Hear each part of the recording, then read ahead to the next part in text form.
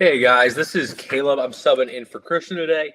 Christian is on his first and only vacation of the entire year. So I was Christian's third student ever, currently his business partner as well. We're buying a bunch of multifamily in Texas. I'm just going to run through here. Just want to run through a quick presentation for you guys. We're going to be talking about creative financing and why we shouldn't actually lowball sellers. So feel free to drop if you guys have any comments or anything as well, any questions about this. But basically, we're going to be running over exactly why you shouldn't lowball and creative finance, how you can actually make a win-win for sellers. The biggest thing right now, I'm sure everybody's seeing this on the market, is things are finally turning. Things are finally heading in the right direction. We're seeing some better deals come on, seeing better deals basically every day, especially here in Texas. And we're seeing better deals every single day. For those that are just joining, my name is Caleb Hommel. I'm subbing in for Christian today on his first and only vacation of the year. And we're going over a little bit of creative finance. So what I was saying is why we shouldn't lowball. The biggest reason is with sellers, when you're doing creative financing, you want it to be a win-win scenario. You don't want it to be, oh, we're lowballing the seller, we're throwing $300,000 under asking price instead of just giving them what they want. The biggest example I have of this in Christian and I's journey, we did a deal in a town called Stephenville, Texas, outside of DFW. And biggest thing, we were doing this deal, seller did not want to get cash out. His ideal seller for seller financing, right? Creative financing. Seller did not want to get cash out of this deal. He did not want to get hit with the tax benefits. He loved his monthly income. So wanted $2 million for it. Deal did not work conventionally with interest rates here in 2023 at $2 million. It would not have penciled out. So for us to create a win-win for that seller and Christian and I, what we ended up doing was structuring a creative finance offer. This looked very creative. It included 15% down. Interest rate day one was 3.5% interest only. So we're not paying any amortization. Our monthly payment is about $5,000 a month, not much higher. And then from there, we created a win-win for him versus just lowballing him, where the deal was actually that day would have been worth about 1.6 to 1.5. Cap rate would have been too low for a bank debt deal. So for us, we created a win-win with him through actually going in and doing seller financing. And so a lot of people out here currently, a lot of wholesalers, a lot of smaller investors are going to go for a low ball on some deals. And that's just biggest philosophy is you shouldn't do that. Had a comment here on the YouTube from Clash 205. I'm wondering if pro forma is enough to use the MFS calculator. I asked for actuals and the broker told me I can make offer based off contingent on review a schedule 25 P&L. So what Clash is asking about is the multifamily strategy mentorship calculator, which is how we underwrite all of our deals when we're getting started. It's a great tool to use. Clash, I think it's a great idea to go ahead and plug in the pro forma numbers just to get a feel for numbers and what they could be like. Ideally, your pro forma is often going to be off day one numbers. That's why it's called a pro forma. They're not real. For those of you guys just joining, we're going over a little bit creative finance and taking a little bit of Q&A. Christian's on his only vacation of the year, getting back from the Bahamas here shortly. For this question, absolutely. Go ahead and plug pro forma in there, though. But when we are using pro forma, especially on creative finance, we need to be very careful just to make sure we're actually acknowledging that it is pro forma, that they're not real, that it's not a real set of numbers, and that we need to go ahead and actually get actuals from the seller before we go ahead and submit an offer. You can submit an LOI contingent on getting financials. Not something I would recommend, ideally, just because you want to make sure you have actual financials going into that. Good question there. If we have any other questions, feel free to ask. We're going over creative financing and why it's better than traditional lowballs. Another example of a deal that we did on a property was it was a 10-unit complex. It was actually the first deal I ever did. It was for $900,000. Seller did the same thing. a big thing with these older sellers is they do not want to pass their kids their properties. That's a big thing these people want to avoid. They don't want to give their properties to their kids because their kids don't care about them like they did. That was this seller's goal as well. Property was not worth that full $900,000 day one. So instead of that, went to him and said, hey, like even less down than that first deal I just talked about, went to 10% down, 4% interest only. Deal was cash flowing phenomenally day one. For him, it was a win-win. He got to avoid the giant tax ramification that he was fearing the whole time. I got a deal that cash flowed well, and his kids did not need to get sent, not get a giant tax burden. So if anybody has questions, anything creative finance, I'm Caleb Hommel. I'm Christian's business partner. We've done 189 units together here in the last 3 years, picking up another 144 right now with some more to come out in Texas. That is what he sent me. So Clash is referring to this. As a pro forma is good enough to use. Clash, I think that's great enough to start out with. I would just make that contingent on getting actual financials and verifying these financials. A lot of sellers are going to often use pro forma numbers, or some guys even fudge their bank statements, which is less than ideal to deal with. But Christian and I both dealt with that, and you actually have to do enough due diligence to get under the hood of the deal, so to speak, and make sure you're getting actual numbers. We'd love to hear a little bit more about that deal, where that's at, if you have any more information on it. For those just coming in, I know we've got a few people hopping in, a few people leaving. We're going over creative financing, why it's better than just traditional lowballing on deals. Clash, would love to hear if you could put a little more information on that deal in the chat. Going over any Q&A anybody might have. Talk a little bit more about what Christian and I are working on. Clash, if you have any more info, would love to hear a little bit more about that if you've got anything.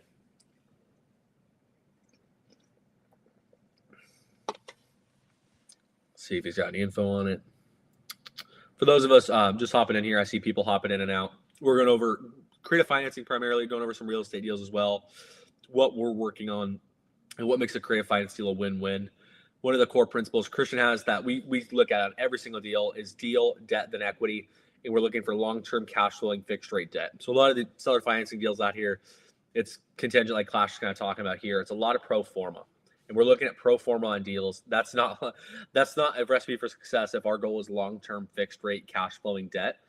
With seller financing, we want to make sure, hey, we're getting actuals so we can actually make sure we have a cash flowing rental on long-term fixed rate debt. Whatever cash flow metric is up to your choice. We recommend seeing double digits on the smaller deals. As you get bigger, that might be high single digits day one, just because there's more money involved in the deal. But we're focusing on long-term cash flowing fixed rate debt just to make sure not happening to what happened to a lot of syndicators here in the last 4 to 5 years, where bank debt, you get floating rate debt here in 2021. That was incredibly cheap, incredibly attractive, but that floating rate turned into double what market rate is now. So we're just talking about avoiding that. If anybody else has any deals they're working on, Clash is a part of multifamily strategy. Got the hoodie on. That's where I started out as well, with Christian's community, where I started getting my feet under me with buying rentals. Does anybody else have anything either they're working on or any other questions? Clash, I don't know if you have any more info about that deal you want to share, but would love to hear a little bit more about that, or if anybody has any questions on what you guys are working on real estate wise. Said Lock Haven, Pennsylvania. Yeah, would love to. I'm sure if you don't have my number, either send it to Christian. Would love to hear a little bit more about it. He's given some more information on the deal here for us. If you're just tuning in with us, we're going over creative financing. We're talking about deals actively being worked on and why it's better to avoid lowballing on creative finance offers and making a win-win for the seller. It's usually not about price for them. Sometimes it is. We're going to go ahead and go for the other things: terms, interest rate, down payment, that kind of stuff. And we're also talking about why there's certain principles you need to follow that are long-term cash flowing fixed rate debt, especially doing creative finance. So working on that in Lock Haven, Pennsylvania. 1.5 million, 47 bedrooms. Is that a deal you found within multifamily strategy? Would love to hear a little bit more if you found that on market, calling the broker, or how you went about that one.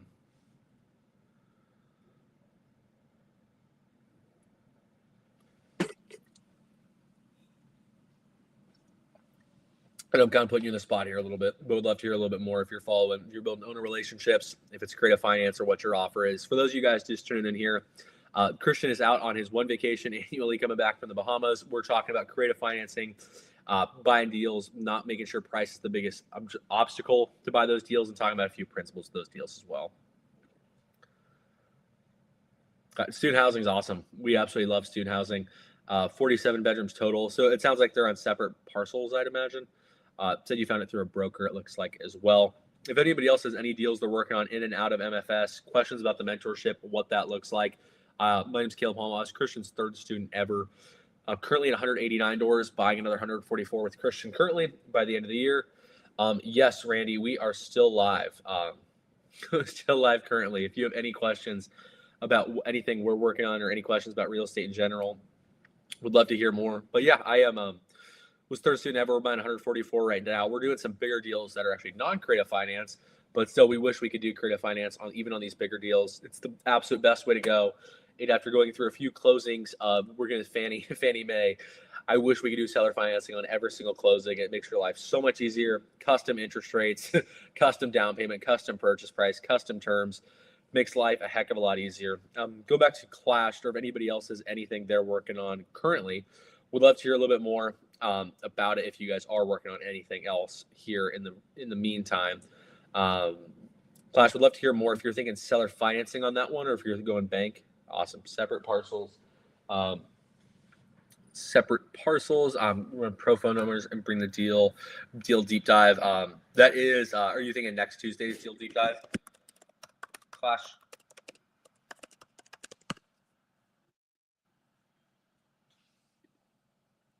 I know you've been in the mentorship for a little while as well, I believe. If you don't mind me asking, Clash, how long have you been in with Christian now? Yes, awesome. Yeah, that's a great place to get analysis. I've also gotten a handful of my deals funded on those Zoom calls, Clash. That's a great place to be looking for these opportunities, is making sure that you are actually getting good feedback on these deals. That's a great place where you can get a bot. Oh, let's go. Second week in multifamily strategy. That's awesome, dude. You're taking the right steps. You're in the right place, without a doubt. That's where you should be doing. That's exactly what I did 4 years ago now in 189 units, only a few $1,000s out of pocket. Randy McDonald, that is awesome, man. First time and you don't know what to do. Is anybody else there on that spot with Randy? If you want to say something in the chat on YouTube or wherever, Facebook, Twitch, anything, would love to hear a little bit more about what you guys are struggling with and how we might be able to help you out. Randy, where have you, what's the biggest thing holding you up? Is it on the knowledge side? Have you started looking for any deals yet, or are you really just looking for step one? Love to hear a little bit more. Clash too, if you're still there, would love to hear if you could provide some encouragement to Randy, maybe about the mentorship as well. I'm sure we've all been in a similar spot of not being sure where to start and what to do. Would love to hear as well on that deal out in Pennsylvania, what you're doing with that. As far as I know, you said you got pro forma numbers. If you have any clarity from the seller on what they're looking to do, if they're only open to bank financing, if they're open to seller financing. Randy, step one, that is awesome, man. I started that during COVID, so it was a little difficult to go to any meetups or anything like that. And that's actually how I first heard of Christian. I went to a meetup over 4 years ago in San Diego, California, where I was previously located. Went to a meetup. Somebody knew of Christian. I joined Christian's mentorship over 4 years ago now. Through a long journey, started buying 10. We've got somebody in the Stephenville. That is awesome. I might have an idea who this is. Not sure, leader. I think I know it. This is Jake. I wouldn't be surprised. Stuck in the Ville, of course. Believe he's talking about Stephenville there. We've got another comment here. Dale9846. Seller financing at 0 down. How to get an inspection on that? So that really depends, Dale. You can get really creative on that as far as what you're working on there. If you're going seller financing 0 down, that typically means like no money into the deal, if you're thinking that, or if you're actually going 0% down and the seller's paying broker commissions, that's a little different. I imagine there's going to be something on your deal that comes up as far as maintenance, as far as, I know I did this at first. I did not raise enough money, and that is one of my biggest mistakes to date. Make sure you are, like, if there's deferred maintenance on these projects, please just raise extra capital. Even that's in the form of a small loan, depending on the size of a deal. That will save you so many headaches. If you're doing inspections, when I first got started, I don't recommend doing this as an 18-year-old kid. I put my EMD and inspections on a credit card. Highly do not recommend doing that. I was 18 years old, had to have someone co-sign on the credit card with us. So wouldn't recommend doing it, but if there is a will, there's a way. Would love to hear, Dale, if you are thinking of doing, or you have a deal that's seller financing literally at 0% interest, or if you're thinking of just doing a no money out of pocket deal. Those are quite a few different things. Clash said nervous as well. I just know the first step is to find myself a deal, and that's the first thing, Randy. Even with you, on this, I would just say for everybody down here who hasn't gotten started yet, the order goes deal, debt, then equity. A lot of people get that confused, and they often try to line up all their money beforehand. I see a lot of this with like kind of syndicators in the space. Oh, I'm raising money for a deal. What deal are you working on? They don't have a deal they're actually working on. So for you guys in here, it goes deal, debt, then equity. So we have a deal that could make sense. Like for in here right now, Clash is working on a deal right now. So we've got the deal. Then we got to figure out the debt, what makes sense.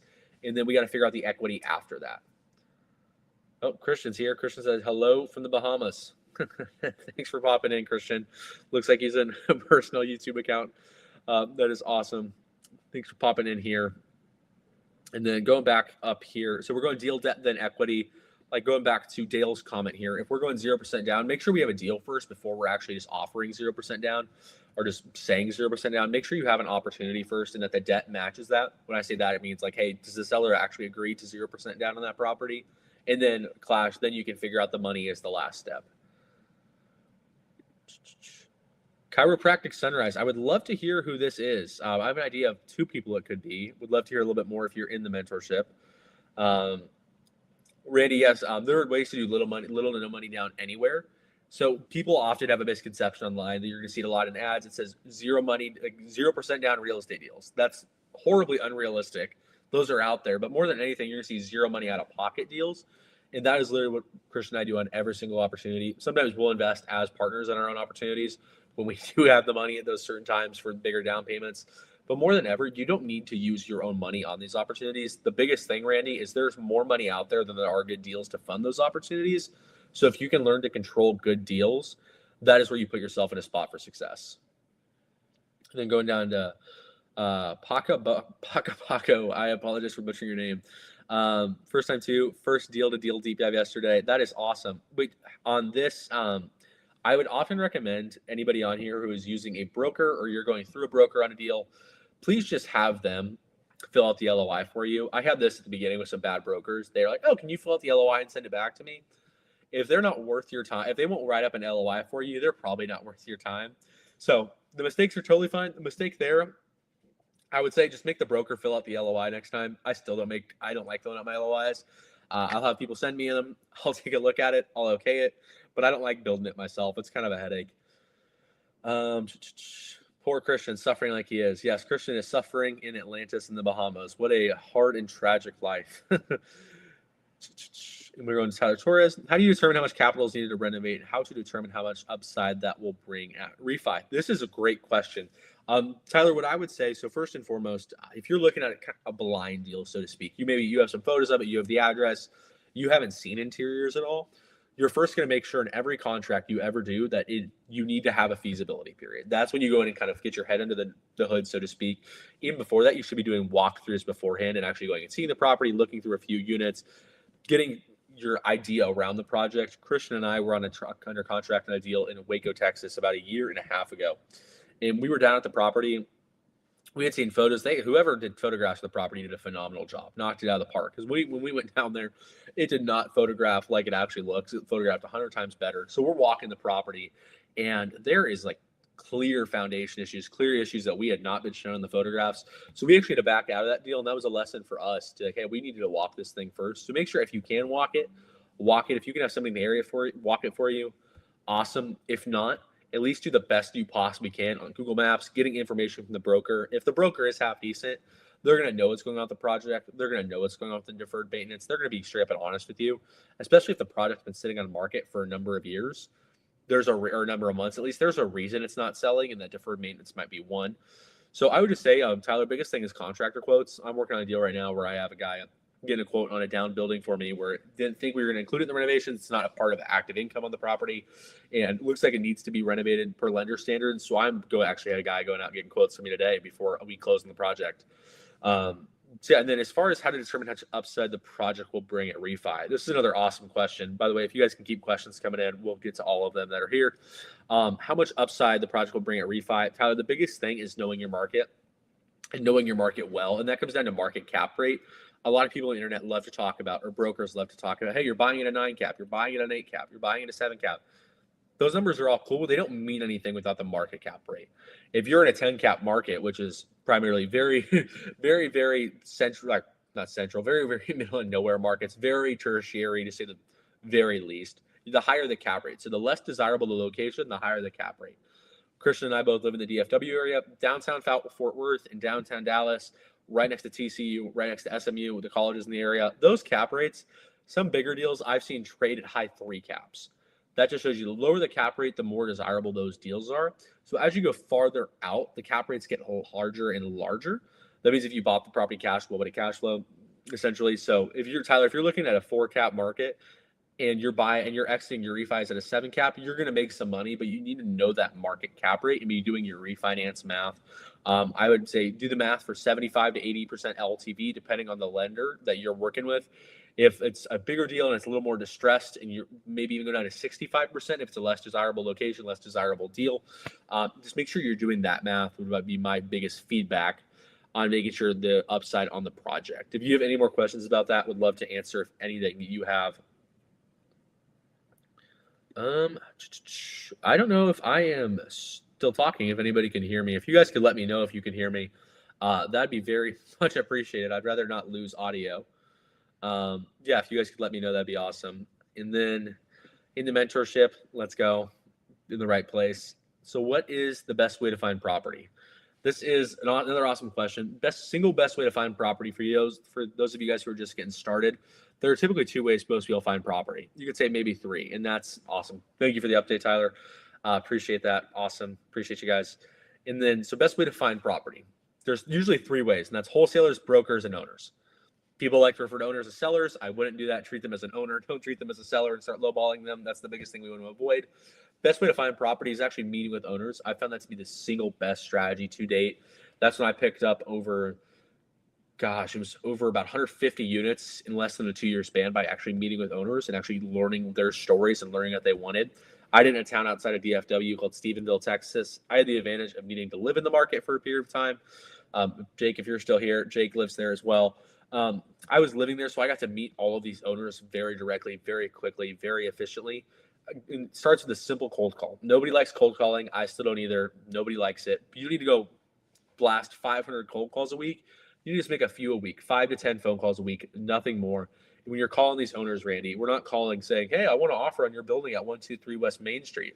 You're going to call and ask about the building. More times than not, for everybody in here, they're going to tell you they're not selling. As soon as they tell you you're not selling, my rebuttal to that one Christian almost always is, good.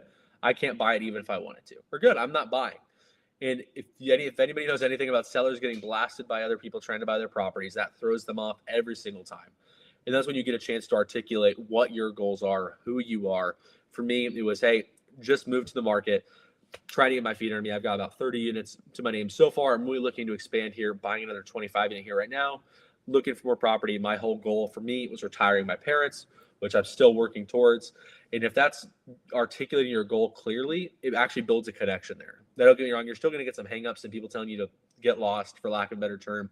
But that's going to lead to more realistic owner relationships and actually building a connection with these people, where if they don't sell you the deal, like the first guy I talked to actually sold me the deal, if somebody isn't going to sell you the deal, they're going to point you in the right direction. My next deal after that one was a guy, he had about 24-unit apartment complex, student housing, also had a giant storage facility, which I passed on buying.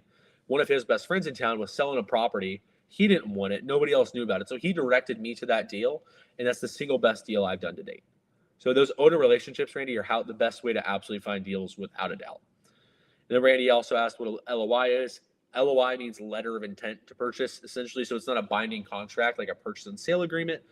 It's a letter of intent that is non-binding, that lays out your purchase price, your financing contingency, typically your feasibility timeline, your closing timeline, and any other miscellaneous items that need to go into a purchase and sale contract that are important. But a lot of them are important, but the major points will be highlighted in that letter of intent. Besides pinging a broker, is there a resource with historic cap rate data that might be available? That's a great question. I think even better than brokers on the listing side, I have found my best resource for market cap rates is my debt broker, which came a lot later in my journey. In multifamily strategy, we can help you out finding market cap rates. We can talk to our in-house debt broker. We can refer you to a good debt broker. That's the easiest way I've seen to do it. I've found looking up on Safari, it really spits out some random numbers, especially ChatGPT really has no idea what it's talking about most of the time. You could look at things recent properties sold for if you have access to CoStar, access to a broker you like that has access to CoStar. So yeah, Rob, kind of the long answer longer is either asking a debt broker's number one, or if you have a listing broker, um, I would go to them and just talk to them about, hey, like, what are they seeing on market cap rates typically? I would talk to multiple, especially if you're just getting started, so you make sure you're getting the proper information, not somebody telling you the wrong things. Are there certain places to look for properties that are for sale? Yes. Randy, I would look on loopnet.com. I'd look on Crexy.com. Those are typically the biggest multifamily housing sites. There are other ways such as realtor.com, Zillow.com. Those are single family sites, but sometimes they actually have properties for sale on multifamily as well. From typically smaller brokers or agents will list their properties on there because they don't know about the bigger sites and don't know how to listen to the bigger sites or get their information out there. So there's some great resources. Randy, number one, though, if you are looking to get started, I would no dumb questions here, Randy, at all. Like, please, no dumb questions whatsoever. I was in same exact shoes as you less than 4.5 years ago. I started working with Christian, joined his mentorship off the bat. That's how I learned everything. It's multifamily strategy, multifamilystrategy.com. Helps walk you through A to Z, exactly how to buy your own rentals in 6 months or less. Without that, I wouldn't have bought a single deal. I would not be at 189 units buying another 144 in any way or shape or form. What are some major pitfalls or mistakes newbies need to know? This is a really good question. The number one mistake I made for everybody on here, when you are buying deals, raise extra money. Do not just raise the down payment and closing costs. Please raise extra money. Even if you aren't planning on doing a lot of renovations, please raise, like, we're buying 144 units. We're raising extra few $100,000 bare minimum because we know stuff's going to come up. We want to have a reserve.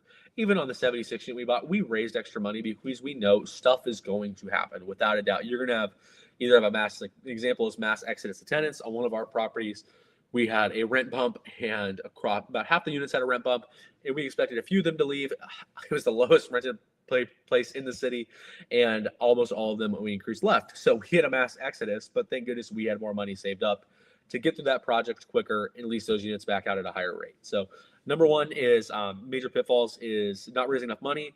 Two is trying to do it alone.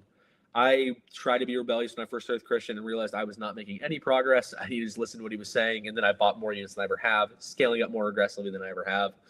The biggest thing, so raising enough money, doing it alone, and not being conservative enough with your underwriting. I was this way myself. I've seen so many other people do this. They just want to buy a deal so bad that they don't care if it's going to potentially lose money, if it's a giant risk, if they're underwriting completely off pro forma, yada, yada, yada. People just completely disregard that. Please do not disregard that. Please be more conservative than you need to be, or that you think you should be. No deal is better than a bad deal any day of the week. Anybody who's gone through enough deals and struggled will 100% acknowledge they would rather have done no deal than a bad deal. What if it is listed with a broker? So this one, if a property is listed with a broker, I would by no means in any way, shape, or form circumvent that broker.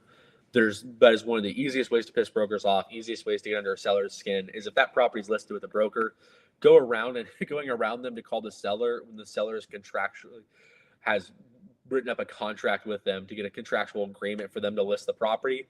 The seller doesn't want to get calls. He doesn't want to hear from you. Just go through the broker. We have a broker script in multifamily strategy. There are like 4 to 5 questions that you need to know when you're asking brokers to determine if they're worth your time or if they're just not that good of a broker.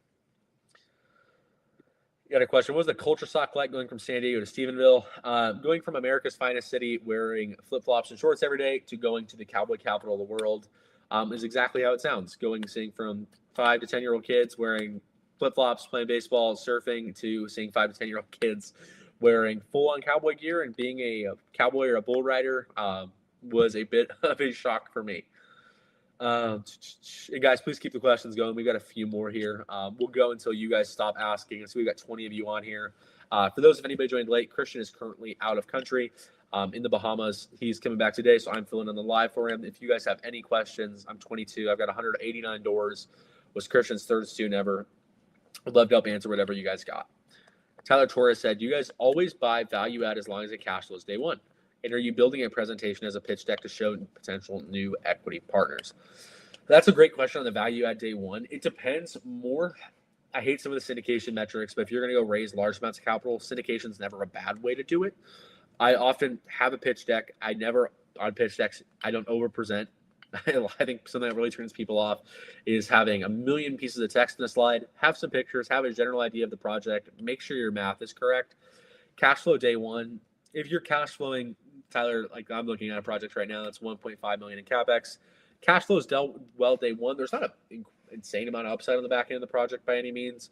It really just needs a bunch of exterior work, which doesn't necessarily raise my rents at all a whole lot, especially when we're already at market rate. So for that, cash flow is well day one. We're closer to 10% than we are to 5% on that one. With upside on the back end, to get to double digits. It's cool when we're at 12% cash on cash and there's not that much of an equity bump on the back end of the project. It doesn't make that much sense. So it depends on the type of deal, but I would say cash flow day one, no matter what, especially when you're first breaking into your first few deals. And how to raise more capital. That's a heck of a question. Biggest thing is just, I'm giving this advice to a few guys. One guy named Matt in Multifamily Strategy. I don't know if you're in here, Matt. Biggest piece of advice that I heard from Christian was just talking about what you're doing consistently. If you keep telling everybody about what you're working on, they're eventually gonna have friends that want to invest, like on the capital raising side, or they know somebody wants to sell a property. When somebody asks what you do, talk about what you're working on multifamily, talk about your goals, talk about what you're going through, asking them like, hey, do you know anybody in the business, or hey, anybody trying to get into real estate? Just asking those questions and putting yourself out there is a great way to go. I also, not all meetups are created equal by any way, shape, or form. But if you can find some good meetups that actually have some reputable people going to them, that's a great place to raise more capital. And then, of course, Multifamily Strategy is a bunch of people who are looking to get into deals actively that I found are very eager to invest in good properties. Randy said, start scratch, hardly no money, trying to build something in your family. That's admirable. You're trying to build something. Better late than never. I think a lot of people can relate to that. I luckily got started sooner than later. But on that note, Randy, I would just say you don't need a ton of money to get started. If you have a few $1,000s, without a doubt, you can get started. If you want to shoot, you can always message Christian on Instagram. We'd be happy to point you in the right direction. Again, Multifamily Strategy is how I made everything happen. It was thanks to Christian's mentorship and his community. I would not be at 189, crossing 400 units, ideally by the end of next 300 by the end of the year, 400 by the end of Q1. So, no, I will be over 400 by the end of this deal. Sorry about that. What deal qualifies for agency debt? This is a really good question. Agency debt is typically through Fannie Mae or Freddie Mac. Agency debt, what they want to see is they're government-backed mortgage companies. They want to see very stable assets with very strong operators. So typically, you need to have the sponsors on the deal or the key principals, aka the people running the deal, need to have a net worth higher than the loan amount. So if you're getting a loan for $1 million, that's a little small for agency debt. I think their minimum actually is $1 million. You need to have a net worth of over $1 million. They want to see 90% plus occupancy for at least 90 days trailing. They're going to underwrite the heck out of you. They're going to to the tune of having a late payment on a credit card from when you were 18 years old 4 years ago that you thought you canceled and that Bank of America didn't cancel. They're going to bring that up and ask, what's this about? So anything and everything crazy that they can ask you about, they're going to ask you about. They're going to look under the hood more than you knew could be looked under the hood. But the benefit of this is the debt products are phenomenal. Last deal we did, 80% LTV. This deal, we're 70% LTV. Our quote, most recent I saw, was about 5.25. So you can get phenomenal products. And then when you eventually become a preferred borrower with Fannie Mae and you've completed a few projects, Fannie Mae, Freddie Mac, you can get rates that nobody else can possibly touch. So I hope that answers your question. It's on the sponsor side of qualification, and also the deal side has to be good enough. Was thinking of doing my wholesale operation, then getting started in multifamily investing. Would you recommend that? Absolutely not. Any deal worth wholesaling is going to be a deal worth buying. Not all that makes sense to you. But instead of making somebody else rich, because of that deal, if you're assuming talking about wholesaling multifamily or commercial assets, 5+ units, if it's going to make sense for somebody else at 5+ units, why not just buy it yourself? You can charge assignment fees. Eventually, you start doing syndication. You can charge acquisition fees, bigger things like that, where you actually get paid up front instead of just wholesaling. But I would recommend Cat Owens. I would totally just dive into multifamily off the bat. I would not worry about wholesaling and what that could look like. And that is the last question I have currently. We're going to keep going until you guys stop asking questions. I'll keep answering. Does anybody else have anything else? We could talk agency debt. We talk debt products. We've been seeing a lot of crazy debt products lately. Seen a lot of projects. Some great rates on loan to cost products where they'll cover 80% loan to cost, so including down payment. all that stuff. We got Christian asking. Christian, thank you for tuning in from the Bahamas. What is my end goal? That's a really good question. First goal was retire the parents, financial freedom. End goal, don't have a unit count goal yet. Hopefully 1,000 next year, and we're going to keep going for that. But I definitely do not have a better end goal than that. Is just keep scaling up, keep buying more deals with you, and we'll keep taking over Texas is our biggest goal. So appreciate that kind of poking the bear a little bit. Does anybody else have anything question-wise, debt product, anything like that? Whether it's creative financing, whether it's agency debt, whether it's talking about getting into wholesaling. Randy, if you're still here, talking about helping you get started with any of your own deals. Anybody has questions on experience or debt products or buying deals, any of that stuff. Class, you're still here. Glad you're still here, man. Is it unnecessary if I run pro forma tonight, text you or Christian tomorrow about it, or wait until Tuesday? He's asking this because Tuesdays are multifamily strategies deal deep dive day, where we go over to get your find, fund, negotiate your deals on that Zoom call. Clash, if the deal is that good on pro forma, you could shoot us a text about it. Christian's gonna be traveling currently, so you could shoot either of us a text about it. But what I would do if I were you, if you're running pro forma numbers on a property, I would go ahead and see if you can get actual financials sooner than later, and then that will make the world of difference. I got pro forma numbers on a property where the expense ratio was 20%, which is incredibly low. It's actually ludicrous. Didn't make a lot of sense. I got actuals; they were 60% expense ratio, so for me, it was not worth my time to underwrite more until I got actual numbers. But I would go ahead and you're just gonna start looking for deal number one and don't have a overflow of deals. I would underwrite it. I would send the broker some feedback, like, hey, here's what I'd be coming in at. I need actual numbers, so I'm gonna put in an offer. Good question. What is your thoughts? What's your opinion on the Morby method? Base Morby's got his own stuff going. Incredible investor, does a lot of smaller deals typically talks about. I just think there's a lot of unnecessary steps, especially with sub 2 or gator lending or that kind of stuff.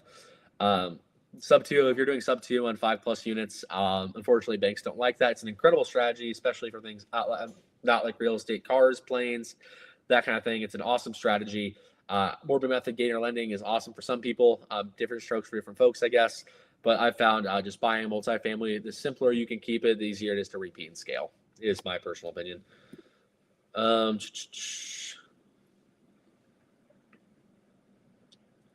Awesome. I would just say, investors be the same. I would just say I would throw in an LOI. I would say here's where I'm coming in at. I'm open to writing you an LOI. I'm not gonna write a non-binding offer. Or if you are gonna write an offer, make it completely contingent on getting actual financials. And in addition to that, make sure that if this was me, Dylan, I would not be putting earnest money down until I got actual financials and verified I wanted to keep the offer. That'd be a little bit more creative language on the legal side, which might cost a legal fee. But my biggest piece of advice was just to not go PSA on that. I would just go LOI. Ask them if that would be an issue. I doubt it would be. Would you ignore a deal with no financials that appears to be listed by a residential broker with just a flyer of the area? That actually might be a really interesting opportunity. Typically with residential brokers and agents, what you're going to see is they don't understand the commercial game as much or really at all sometimes. And if you can do that, if you can find a broker that just has a flyer of the project, and you can go through the correct broker script that we use in multifamily strategy to actually get numbers on this project, because that might be the whole reason, Jay, that project hasn't sold yet, is because it's a residential broker. They're not marketing the property properly. And it actually could be a good deal. It could be seller financed. So I would just call the broker and ask to go through the broker scripting. I don't know if you're in multifamily strategy or not, but I would go through broker scripting, and we're asking certain questions about the property, what they like about it, what they don't like about it. If it's been on the market for a while, you could even ask what's been the biggest thing, most difficult thing in moving this one, things like that. It has been a really big success model for me, and that might be the way to get that deal to make sense. So yeah, I know we got Dylan asking some questions. Christian popped in here. Jay's asking some questions. Randy, if you are still here, we would love to help you out, man. If you want to shoot Christian a DM, absolutely would love to have you in multifamily strategy. Shameless plug, that's what changed my life forever. So couldn't recommend it enough for any of you guys who are just kind of looking to break through. Do we have anything else? Rob, Tyler, Randy, Chiropractic Sunrise, Dylan. Does anybody have any other questions before we go ahead and wrap up here? I'll give you guys a few minutes to kind of put something in the chat, see if we have anything coming in. And if any of you guys are joining late and trickling in, Christian is on his vacation coming back from the Bahamas. I'm here answering questions for you guys about creative finance, debt, buying deals, what deals not to buy, how to underwrite, any of that stuff. Anybody's got anything else? Awesome. Dylan is running a pro forma. Dylan, you better put in an LOI on that pro forma. If it makes sense. If not, just tell the broker. Just be honest with them. Give them honest feedback. That's something that not a lot of buyers do. They'll just tell them it doesn't work or ghost them. Actually give them feedback on your offer. If they tell you, oh, that's ridiculous, it should make sense, probably not get a broker. If it is a good one, they're going to recognize and appreciate the feedback. So, yeah, Jay, if you got anything else, we'd love to hear it, man. Tyler, if you got anything else, questions about method about picking up deals, raising capital. Dale, if you got anything else. Randy. Oh, Rob is still here. Is there an average cap rate you target on deals you're trying to put together? Cap rate is not the most important metric to look at in any way, shape, or form. It's great, like I was talking about earlier, I don't know if you were here, Rob, is the best way to go is understanding your market cap rate, understanding how a deal compares to that. If a deal's cap rate is higher than your market cap rate, you're buying it for a better price. If a deal's cap rate is lower than your market cap rate, day one, it is not worth as much as it. If your market cap rate's a 5 and you're buying it at a 3 cap, you're overpaying. If a market cap rate's a 5, you're buying it at an 8 cap, you're getting a good deal. Just make sure you factor in, hey, what is the cap rate on a stabilized project versus a day one project? It's more of an all-encompassing underwrite than just looking for straight cap rates. A lot of investors do that. It is not necessarily a recipe for success. It's a good indicator if you're overpaying or underpaying for a property. Oscar Pena, other than comps, what do you advise to find expenses or true expenses? I would ask for P&Ls. So before you go under contract, you'd be looking for P&Ls, T12s, any of that stuff that actually gives you some expenses, but sellers can still lie on these things. So when you are under contract in your due diligence, this is why we look for bank statements, so you can actually go through the numbers and verify, okay, this number actually hit the bank statement. This guy's not fudging it, not lying about it. Any of that stuff is what I would recommend to you. But beforehand, I would just make sure you're asking for expenses, confirm with the broker if you're just getting started, that they're actuals, not pro forma. Get a trailing 12, more financials, the better. If the property seems to be trending in the right direction, that's awesome. If it's trending in a worse direction, that might be the value add opportunity, but just make sure you understand that. Given the cap rate compression we've seen in the last few years, have we seen a reversion to the mean in the markets you're looking at? That's a good question. So on market cap rates, we've seen a little bit of expansion basically on that. So on acquisitions, we've seen a compression. In markets, I've seen an expansion in most markets. When it was 2021, cap rates in markets were incredibly low. When there's harder deals to come by, I've seen cap rates fluctuate a little bit. Markets that were a 3 cap became a 4, 4 became a 5, went up a little bit.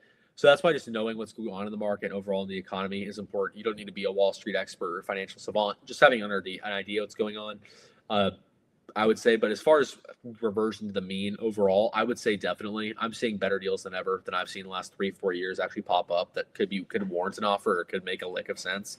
And actually taking some of these down that do make a lot of sense. So I would say overall, reversion to the mean has been a great thing. We've seen more deals than ever here lately that are making sense. We're throwing offers out left and right. It's just how quick can we take them down? And the last thing I see, Randy mentioned, yes, he would love to start something. Only holdbacks having the capital when I live paycheck to paycheck. Randy, I'd message Christian on Instagram. Anybody else you're looking at started, whether it's paycheck to paycheck, or you've got $10 million saved up, I would go ahead. I would message Christian about get started on Instagram. Christian Osgood. I would go ahead and shoot him a message, talk to him there. We'd love to help you out. I'd love to get started. That's the same way I did it. Thanks, Caleb. I would use bank statements, Schedule K, or other tax docs, but I thought there was another way to find expenses. How's your real estate acquisition going? In order to find expenses before due diligence, your best bet's T12 pro forma, or not T12, excuse me, pro forma, T12 P&L. Getting actual expenses on it, but verifying those when you are under contract is really important. Tax returns are great. We'll talk about this, then we'll go back to what I'm working on in what I'm doing on my deals. Are you factoring dropping population rates in your choice of markets, i.e. less students going to college in the future, just fewer people? So that depends on the college, Rob. I think overall in markets, we're seeing, like in the office space, for example, we're seeing a return to office. We're seeing returns to students going to school. I'm not the biggest fan of college, but colleges still seem to be incredibly high demand across the country. I don't see that changing anytime soon. What I'm seeing, for example, in Stevensville, Texas, population in Tarleton State is expected to be at 30,000 in 2030. It was less than 20,000 less than 5 years ago. There's already a housing crisis, multiple thousands of units behind for students. That's why we're continually buying there and continue buying housing for students. This isn't going to change. The university is bullish on expansion, so it really depends on your market. I would say, yeah, some college towns are dangerous. If you're looking at, I don't know, Toledo University, and who knows where, or some school that's not a big school that's growing. For Charleston State, it's the second fast growing school. Actually, it's the fast growing school in the A&M system, fast growing school in the state of Texas, top 5 fast growing nationally. So for that, I'm going to keep doubling down on the college kids, but it's market dependent, 100%. Oscar Pena, we'll wrap up with this. How is my real estate acquisition going? What are Christian and I working on? Christian and I are currently buying a deal in Abilene, Texas, that we are syndicating. It's our second syndication. Other than that, we're just doubling down on growing markets in Texas. We both live in Texas. Texas is big enough for us. It's a competitive advantage. We both live here. We have the connections here. We're doubling down. So yeah, that's what we're doing. We're taking 144 unit down. We should be closing early December or late November. Then we're going to buy a few more deals here, close them out Q1, also in Texas. 50 to 150 units. So yeah, if anybody wants to hear more about those, you can shoot me a message on Instagram. That's caleb.hommel or Christian Osgood on Instagram. And that's what we're working on. So appreciate you guys having me. I'll hold on for a second. We've dropped a little bit here as people start to hop off as we get towards the end of the day. If anybody has any other questions for me, or about what Christian and I are working on, deals, population rate, what markets we like, what markets we're staying away from, any of that stuff, we'll be more than happy to answer here as we get wrapping up. But yeah, good question, Oscar. Great question, Rob. Randy, please shoot Christian a message on Instagram. Seriously, Christian.Osgood, or not Christian.Osgood, just Christian Osgood on Instagram. 100% shoot him a message. We'll 100% be able to help you out. He's usually doesn't let money be the issue for people getting started. If there's a big enough goal and a will, there's a way. So yeah, give Oscar another second, Rob another second if you guys got anything else. If not, no worries. I'll let you guys type questions out, though, if you got them. If you're one of the 2 people that just hopped in here a little bit late, we were wrapping up a live. Christian is currently in the Bahamas on vacation. My name's Caleb Hommel. I'm taking over the live for the day. Anybody has anything else, we'll keep going.